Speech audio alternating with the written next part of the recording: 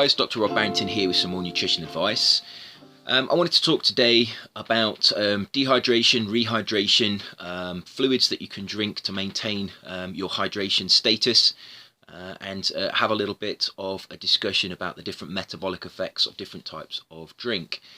There have been lots of studies done, nutritional studies, physiological studies, that have looked at the ability of different drinks to cause hydration, but some drinks have some very interesting metabolic effects. So I wanted to talk a little bit about some of the lesser known effects of drinks. For example, it's been shown that if you drink water when it's chilled, that can actually increase the amount of energy that you consume. And the thought behind this is, if you drink cold water, your body has to get that water to the same temperature as your body, and in order to do that, it needs energy, and that energy comes in the form of heat, which ultimately has to come from somewhere. So it comes from the oxidation of fuels.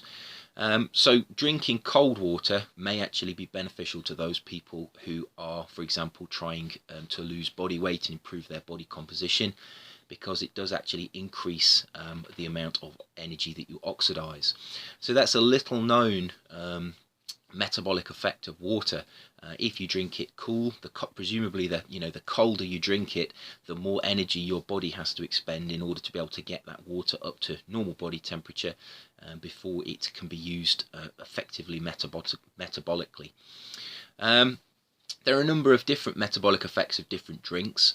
Water is usually the drink that most are judged against, because it's the basis of all the drinks that we have. Milk, for example, has it has a calorie content because it contains protein, fat, and sugars in the form of lactose. When you drink milk, you take in a certain amount of substances, and some of those may have beneficial effects on the ability to burn fat, to oxidize fat. One of the components of milk, for example, is conjugated linoleic acid. And conjugated linoleic acid has been shown to be able to actually facilitate weight loss. And there are other effects of milk as well. Milk, for example, the casein protein in milk may curdle in the stomach, and this decreases the rate at which the fluid within the milk and the content of the milk can get into the body. It slows down absorption, and therefore milk can actually slow the absorption of starches, because it has this effect in the stomach where it's effectively slowing the rate at which food can get into the small intestine. So milk has a number of interesting physiological properties. If we look at caffeine drinks, many drinks now have caffeine in them. Caffeine is a known diuretic. It causes diuresis, it increases urine volume. But what's the cutoff point about the amount of caffeine you need to cause this effect? Well, it's going to differ between different people, and it will depend on how habituated you are to consuming caffeine. But generally, if a drink contains moderate amounts of caffeine, it may not have a diuretic effect. There is a threshold that you have to get to above a certain level. I've read studies that have indicated this might be about 300 milligrams. That seems very high, and if you don't normally consume caffeine, I would suggest that the threshold is much lower than that. But clearly, studies have discussed this, and there is a threshold for caffeine. So just because your drink contains caffeine doesn't mean it's going to cause diuresis. If you're habituated to caffeine and you drink it all the time, you're going to have a very high threshold before that caffeine actually causes diuresis. But we do know that caffeine causes increased urine volume, and therefore if you're trying to rehydrate yourself, consuming drinks that contain caffeine, it may not be the best strategy. So tea is a very refreshing drink. If you're dehydrated, if you're trying to rehydrate, say the day's hot, it's hot, you've done some physical activity, it may be that tea is not the best drink to be able to get that water to retain itself within your tissues. But again, like I say, that will depend entirely on how you react to tea. Alcohol, again, has a diuretic effect, and this is because it inhibits a hormone called arginine vasopressin, which is also called antidiuretic hormone.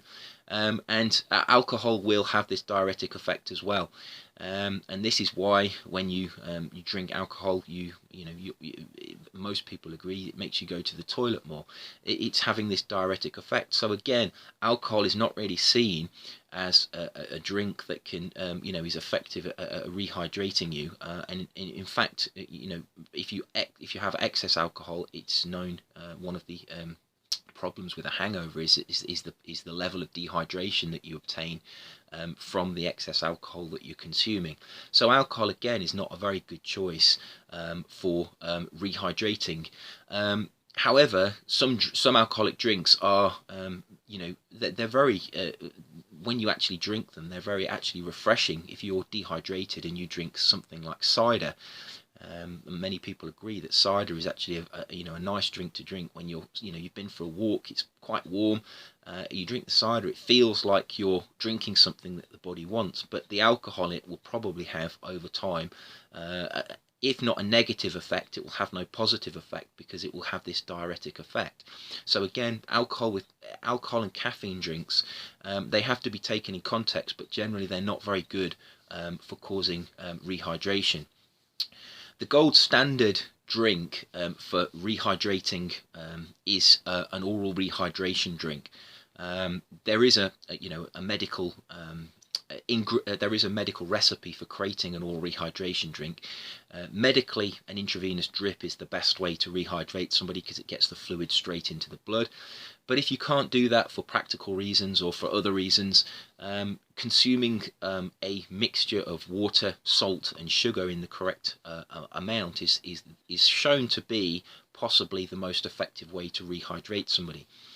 Now, the reason this works is because your gastrointestinal tract has active transporters for sugars and salts, and these sugars and salts have a co-transporter called the sodium glucose co-transporter, and the sugar and the salt, the glucose and the salt, is transported into the cells through the gut. And when that happens, it passively pulls the water with it through an osmotic effect.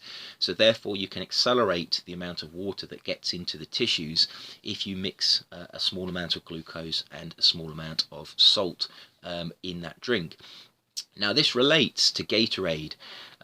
If you have a look at the history of Gatorade, which was officially claimed to be the first sports drink. I doubt if that's true, but it was the first one that was actively researched and actively pushed as a named sports drink. Now, the original Gatorade was created in America, and I believe it was created for a football team, an American football team. It was one of the universities there that was creating, participating in these studies, and they were using the football team as an example, and they created Gatorade. Now, the original recipe for Gatorade was very salty. It had sugars in it. It's a water-based drink with sugar and salt in it, but it was very salty. And that high level of salt is required in order to be able to facilitate this osmotic effect for the water. And this is the basis of an oral rehydration drink. If you buy an oral rehydration drink such as Diarrhelite, which is a commercially available one, when you drink it, although it has flavourings in it, it is very salty, and that's because there's a high level of salt in it, because that is what is required in order to optimise this osmotic effect for the water. If we look at sports drinks that are available commercially now, Gatorade is available, you can buy it, I believe, and there are other sports drinks as well. They don't taste salty, they're very sugary, and the manufacturers have realised that if you provide a sports drink for people and it has a high amount of salt in it, that is actually a taste that many people don't like. But sugary drinks is a taste that people do like. So the manufacturers have actually decreased the effectiveness of these sports drinks by removing the salt and replacing it with more sugar. So the commercially available sports drinks generally are less effective at rehydrating you than a medically, oral rehydration drink that's based on scientific understanding of the way this works, and that includes the medically available ones that are used, for example, to treat cholera. Cholera is a disorder that involves a toxin, and that toxin increases the permeability of your gut, which makes water be secreted into the gut. It prevents the absorption of water, and that causes a very serious diarrhea. That can be treated with an oral rehydration drink, because the salts and the sugars allow this osmotic effect to draw the water into the tissues. That type of oral rehydration drink, the recipe is available. You could have a look online and you can find that. It's possible to make it. It's very easy. You just need glucose, water and salt, and you can buy them commercially. Diarrhelite is a commercially available oral rehydration drink that's available in little sachets, and you can make your own drinks using that, and they're the gold standard of rehydration. Sports drinks that are supposedly sports drinks, that are, they're named things like isotonic, hypertonic, they've got all these fancy names. Do they really rehydrate you? Well, they contain water, so they will, but you have to be very careful, because if you drink them after exercise, that's fine. The sugars in them will provide you with energy, and they may not be the optimal way to rehydrate, but really after exercise there's probably nothing wrong with them, apart from the fact they cost a lot of money for what they are. But if you don't mind that cost, they're not too bad. However, if you start drinking them as normal soft drinks, you will get all of the problems that you get from increasing your sugar intake. So you have to be careful that consuming these, if you start consuming too many of these drinks, the sugar will have a detrimental effect on your insulin sensitivity, and it will cause the same problems that you get from consuming a diet high in sugar. Other types of drink, most are based on one of the ones that I've already talked about. There's nothing wrong with plain water. It's a very good way of rehydrating. And I just wanted to finish this video off by mentioning a study that I came across, which was really the reason why I wanted to talk about these drinks. There was recently a study that was performed at the University of Loughborough, and what they did is they took normal healthy adults and they gave them different types of drink. And what they wanted to do is they wanted to assess how well these drinks were retained in the tissues of the body. And to do that, it was a very simple study. They just gave these drinks, equal amounts of these drinks to healthy people, and then they measured their urine volume flow over 2 hours. And what they suggested was that the drinks that had the lowest amount of urine produced were the ones that allowed the greatest amount of retention of fluids within the tissues. So what were the results of this study? Well, the drinks they tested were tea, they tested lager, they tested water as the control, they tested an oral rehydration drink, which was actually Diarrhelite. They tested various soft drinks, including colas, diet colas, cold tea and hot tea, and they also tested milk. I'll put the link to this study in the comments box below, so you can have a quick look at it if you want to. There's obviously a lot more detail in it that I can cover in this video. But what they actually found was that the drink that actually allowed the maximum amount of retention of water in the tissues was the oral rehydration drink. So that was Diarrhelite. And there's maybe no surprise there. It contains salts, it contains glucose, so not only will it be very rapidly absorbed from the gastrointestinal tract, the presence of the salt and the glucose will actually, within the blood, will provide an expansion of that tissue with the fluid that's present, in order to be able to retain some of that fluid. It's not really surprising that was the gold standard, because medically it's known that those types of drinks are able to expand the fluid volume of blood when you consume them. They're very much more effective at doing that than when you drink just plain water. Now, what was interesting was that there was no real difference between the urine production of the other drinks. The only other drink that came close, the only other two drinks that came close to producing retention of liquid in the same way as the oral rehydration drink was milk and orange juice. Now, milk was effectively had no difference in its urine production to the oral rehydration drink. Now that would indicate at first look that it might be that milk is a very good drink to cause rehydration, and that might be true. There's nothing wrong with drinking milk. However, not all fluids have the same, not all drinks have the same amount of water in them. Milk contains other things like protein, fat, carbohydrate, and that actually decreases the amount of water that you get from an equal volume of milk and, say, water, or an oral rehydration drink. So there's less water in milk to start with. So it would be understandable that if you drank milk, you would produce less urine because there's less water there.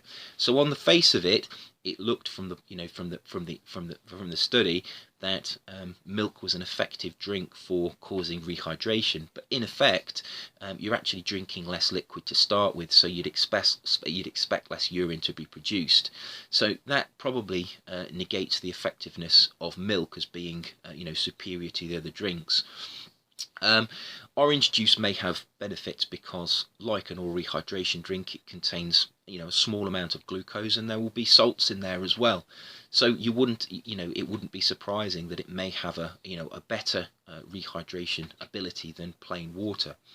However, if you step back from this and you look at the results as a whole, the actual significance in the difference between these drinks was very small.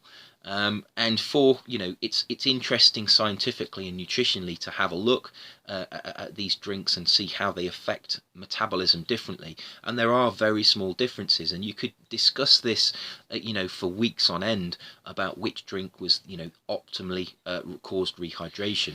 So that's very interesting, and like I say, we'll put the link to that study in the comments box below this video.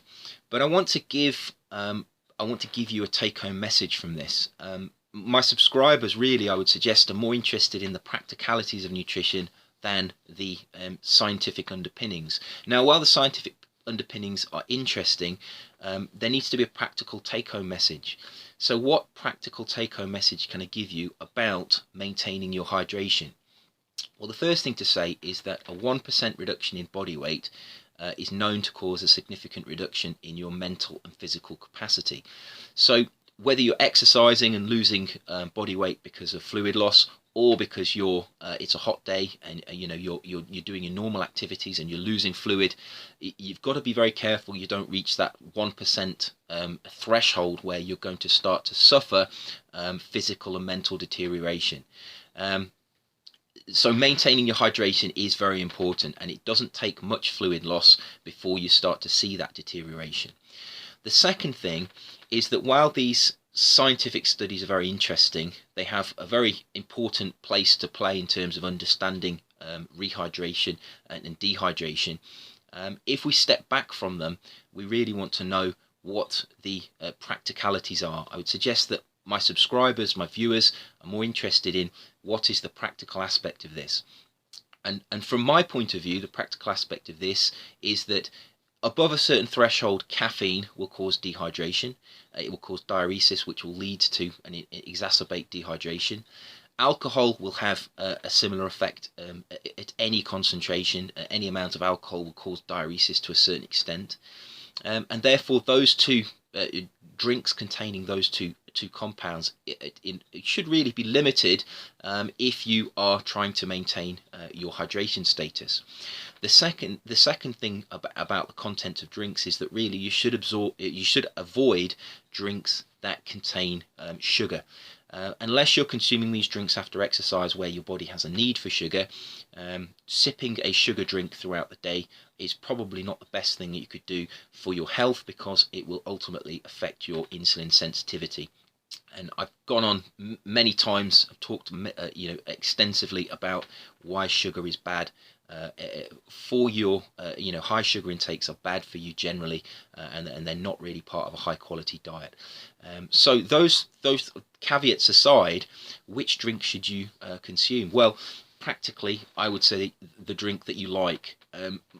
While it's scientifically known that oral rehydration drinks are the most efficient at maintaining hydration levels, and they are the most efficient at getting water into your tissues.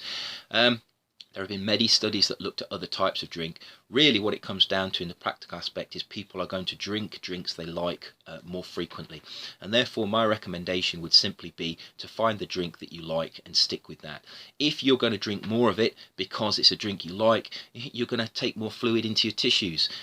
So often the practicalities of hydration are not the same as the science. The science is very interesting, but the practical aspect of this, you have to look at your life realistically. You live in a real world, and you have to understand that it might not be the optimal thing to consume plain water, but if you don't like the taste of a sugary, salty oral rehydration drink, there's no point consuming it in order to maintain your hydration, because you're going to become dehydrated because you're going to avoid the drink. So if you like drinking orange juice, drink orange juice. If you like drinking water, drink water. The only caveat to this is you've got to be careful of caffeine intake, you've got to be careful of alcohol intake, and you can't overdo sugars. But beyond that, really, I would just recommend that in order to maintain your hydration status, you drink the drink that you find the most appealing. So I hope you found that interesting. Possibly, not the answer that some people were expecting, but really, I think sometimes the practicalities need to be emphasised above and beyond the science. And particularly if you're losing fluid because of exercise, the sugars really are not going to be a problem. If you're exercising and you're losing, it's a hot day, you're exercising, you're losing a lot of fluid, the sugars are actually going to provide a source of energy anyway. And as I've always said, there's nothing really wrong with consuming sugars as long as they're not consumed in excess, and as long as they're consumed around physical activity. So I hope you found that interesting. As always, eat well, stay healthy, and protect yourself. And I will see you soon for another video. Take care.